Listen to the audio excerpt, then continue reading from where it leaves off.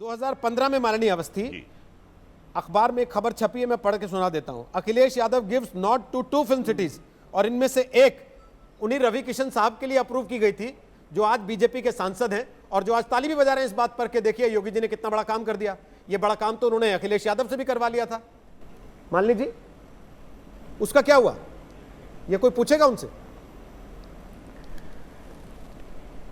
सबसे पहले तो मैं कहना ये चाहूँगी कि आज बहुत प्रसन्नता की बात है और बहुत बहुत हर्ष मंगल के दिन है।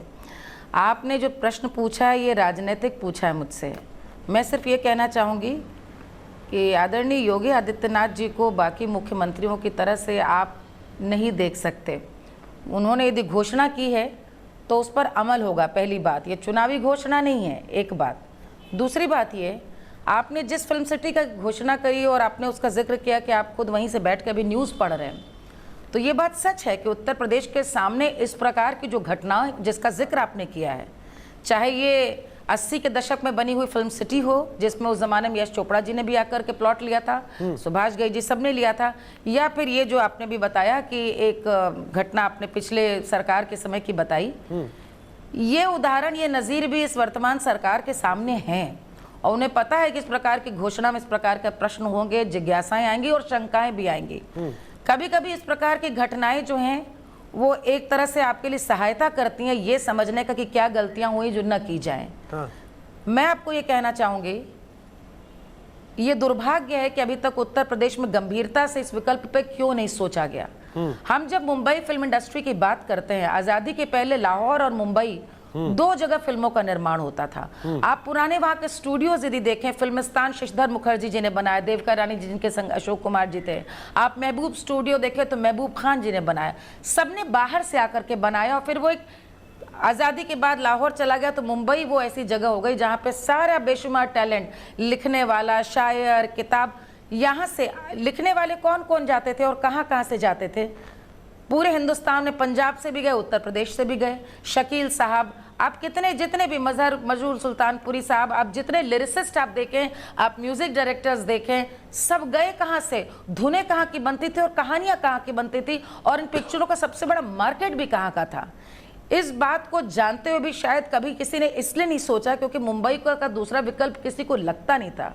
पिछले 10-15 वर्षों से जिस तरह से क्षेत्रीय मार्केट इतना बड़ा हुआ है, क्षेत्रीय फिल्मों की क्वालिटी इतनी बड़ी हुई कि आज मुंबई की फिल्मों को कहीं पीछे छोड़ चुके हैं तमिल, तेलुगु और बांग्ला फिल्में भी। वहाँ पर आज पिछले 7-8 वर्षों की बात करूँ तो लखनऊ में वेब सीरीज़ और फिल्मों का निर्माण उत्तर प्रदेश में इतनी बड़ी तादाद में हो रहा है। जो बात अभी रज़ा मुराद साहब कह रहे थे कि 20% फिल्म कास्ट लोकल ने, ये बिना शर्त के दरअसल प्रोड्यूसर डायरेक्टर आजकल कर रहे हैं क्योंकि ये इकोनॉमिकल भी पड़ता है और टैलेंट उनको मिलता भी है इस प्रकार का। मुझे लगता है आपने जो बात मनोज जी से भी पहले कही कि जमीन का एक टुकड़ा देने भर से कोई नहीं आएगा, ये बात सबको पता है। दूसरी बात, कोई भी स्थापित नाम अपनी बनी बनाई दुनिया को छोड़कर यहाँ पे क्यों आएगा, ये बात भी समझी जा सकती। लेकिन बहुत सारे लोग हैं जिनके सपने हैं, अरमान है। मुंबई भी एक दिन में नहीं बनी, मुंबई भी रातों रात नहीं बनी। बहुत सारे गुणी लोगों ने मिलकर के मुंबई को बनाया। और जब हम आज बात करते हैं टैलेंट की, तो यदि हम सबके ओरिजिन की बात करने लगे, यहाँ अगल बगल रहने वाला कोई भी व्यक्ति, या मनोज मुंतशिर को ही सोच लीजिए जो अमेठी से निकल के वहां पहुंचे मुंबई और आज गीतकार के तौर पर स्थापित हैं, हो सकता है वो 10 साल पहले वो पहचान पा जाते अगर अमेठी बिल्कुल के बगल में फिल्म सिटी कहीं ग्रेटर नोएडा में उस वक्त खड़ी होती और फिल्में वहां से बन रही होती। लेकिन मसला यह है, राजू श्रीवास्तव हमारे साथ आ गए हैं और राजू के साथ अच्छी बात यह है कि वो फिल्म विकास के एक सदस्य के तौर पर भी काम कर रहे हैं। इसके पहले फिल्म इंडस्ट्री की राजनीति भी देख चुके हैं और टीवी की राजनीति भी देख चुके हैं। अब राजू श्रीवास्तव जी, मसला क्या है? मसला वहां से शुरू हुआ था जहां लड़ाई आ गई इस बात की कि बंबई में बाहरी समझा जाता है, यूपी से आने वाले को बाहरी समझा जाता है, बिहार से आने वाले को बाहरी समझा जाता है, किसी और जगह से आने वाले को। तो अब क्या ये बाहरी वाला झगड़ा खत्म हो जाएगा अगर यूपी में फिल्म इंडस्ट्री बन जाएगी? राजू श्रीवास्तव जी, मैं इसको इस तरह से देखता हूं कि हमारे उत्तर प्रदेश के जो टैलेंटेड लोग हैं, चाहे सिंगर्स हो, टेक्नीशियन हो, एक्टर हो, कोई भी हो, वो उनमें टैलेंट तो बहुत है, लेकिन मुंबई जाने के लिए घबराते हैं। वो सोचते हैं हम कहाँ रहेंगे, हम उसका किराया कैसे देंगे, बिजली का बिल कैसे हम दे पाएंगे। तो वो कई लोग बॉम्बे जाते ही नहीं है और उनको उस तरह से चांस मिलता नहीं और वो टैलेंट बर्बाद हो जाता है।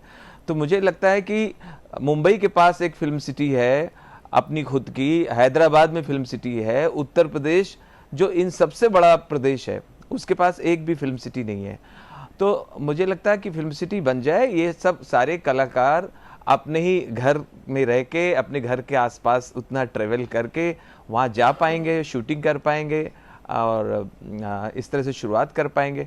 और अभी मैं इनको रज़ा भाई को सुन रहा था, रज़ा मुराद जी को, तो मैं रज़ा भाई को बता दूं कि जैसा कि आपने बताया मैं फिल्म डेवलपमेंट कॉरपोरेशन में चेयरमैन हूं, तो ये जो स्थिति है वहाँ पहले से ही यूपी के कलाकार लिए जा रहे हैं। हिंदी फिल्म अगर यूपी में शूट करेंगे तो 5 प्रमुख कलाकार लेने पड़ेंगे उत्तर प्रदेश के, और अगर क्षेत्रीय भाषा की फिल्म अगर वहाँ शूट होती है, अवधी हो चाहे भोजपुरी हो या बुंदेलखंडी हो या ब्रिज भाषा में हो, तो फिर वहाँ के 12 कलाकार लेने होंगे। तो ये ऑलरेडी ये नियम वहाँ लागू है और इसी हिसाब से वहाँ शूटिंग हो रही है और सबको सब्सिडी वगैरह मिल रही है। लेकिन मेरा सवाल का जवाब नहीं आया मनोज जी। जिस लड़ाई को लेके मनोज मुंतशिर आप खड़े हुए कि हमको बाहरी कहा जाता है, जिस लड़ाई को लेके आप खड़े हुए कि हमको ये कहा जाता है अगर आवाज़ उठाते हैं कि थाली में छेद कर रहा है, वो आवाज़, वो झगड़ा, वो बहस कैसे बंद होगी अगर कुछ फिल्में यूपी में बनने लगेंगी और कुछ मुंबई में बना करेंगी? तो मनोज मुंतशिर, देखिए ये तो पूरी तरह से चॉइस लोगों की होगी, जो फिल्म मेकर्स हैं। आप ये समझें कि अगर हम एक फेवरेबल एटमॉस्फेयर बनाएंगे, सही माहौल सही जगह बनाएंगे, अभी तो आदरणीय योगी जी ने एक घोषणा की है, इसके बाद बहुत सारी लंबी लड़ाई है। कोशिश ये करनी चाहिए और जो मुझे पूरा विश्वास है कि होगी, कि कैसे एक इतनी खूबसूरत, इतनी बढ़िया और इतनी सुसज्जित, इतनी फेवरेबल इंडस्ट्री बनाई कि लोग खींचे चले आए उत्तर प्रदेश की तरफ कि भाई हमें जो सहूलियत यहाँ मिल रही है, जो सब्सिडी यहाँ मिल रही है, आर्टिस्ट हमें पहले से यहाँ मिल रहे थे, लिखने वाले, पढ़ने वाले, गाने वाले सब पहले से ही यहीं के थे, तो अब क्यों ना वहीं चल के सीधा काम किया जाए। मनोज जी, पिछले 3 साल में 100 फिल्में ऐसी हैं जो यूपी में शूट हुई और मुझे लगता है आपके पास तो पूरी गिनती कागज पे होगी मौजूद, क्योंकि आप उत्तर प्रदेश में होने वाले हर चीज का पूरा ब्यौरा रखते हैं अपने पास। तो जब बिना फिल्म सिटी के वहां 3 साल में 100 फिल्में शूट हो जा रही हैं, तो फिर बॉलीवुड पे ये आरोप क्यों लगाना कि साहब ये तो महाराष्ट्र की फिल्म इंडस्ट्री है, उत्तर प्रदेश की अलग होनी चाहिए, जिसका झगड़ा आपने शुरू किया? नहीं, उत्तर प्रदेश की अलग इंडस्ट्री नहीं मांगी मैंने। एक बार आप ये समझें, मैं ये कहने की कोशिश कर रहा हूं कि एक बहुत ही ऑर्गेनिक, बहुत ही नेचुरल तरीके से हर भाषा का अपना सिनेमा है और हर भाषा की अपनी जमीन है। मैं एक सिंपल सी बात कहने की कोशिश कर रहा हूं कि मेरी भाषा के पास सिनेमा तो है, लेकिन मेरी भाषा के पास जमीन नहीं है। मेरी भाषा का सिनेमा बेघर है, दरबदर है, परदेसी है। मैं ये कहने की कोशिश कर रहा हूं। अब इसका मतलब ये नहीं कि अगर मनोज मुंतशिर की जड़ें मुंबई में हैं तो पहले वहां से उखाड़े और फिर उसको नोएडा में, आगरा में, उत्तर प्रदेश में बसाएं, ऐसा नहीं है। मनोज मुंतशिर मुंबई में भी रह सकते हैं और मनोज मुंतशिर नोएडा में भी रह सकते हैं। मैं दोनों जगह काम कर सकता हूं। खाली ऑप्शन देने की बात है रोहित जी, क्योंकि एक बहुत अच्छी बात अभी राजू भाई ने कही और रजा भाई ने भी कही कि होता क्या है ना, इतने लोगों को मैं जानता हूं, मैं किसानों, मजदूरों के बीच में पला बड़ा हूं। मुझे पता है कितने कलाकार मैं आपको गिना सकता हूं, और यहाँ बड़े कलाकार इस वक्त आपके पैनल में बैठे हुए हैं जिनकी एक्टिंग स्किल्स पे, जिनकी ओरेटरी स्किल्स पे, जिनके लिखने पे आप उंगली नहीं उठा सकते। इतने बड़े कलाकार हैं वो, लेकिन किसी की हिम्मत नहीं होती है, उनके पास वो साधन मुहैया नहीं है कि झोला टांगे, अपने घर परिवार को छोड़ें, पैसा जुटाएं, मुंबई जैसे महंगे शहर में आके स्ट्रगल करें।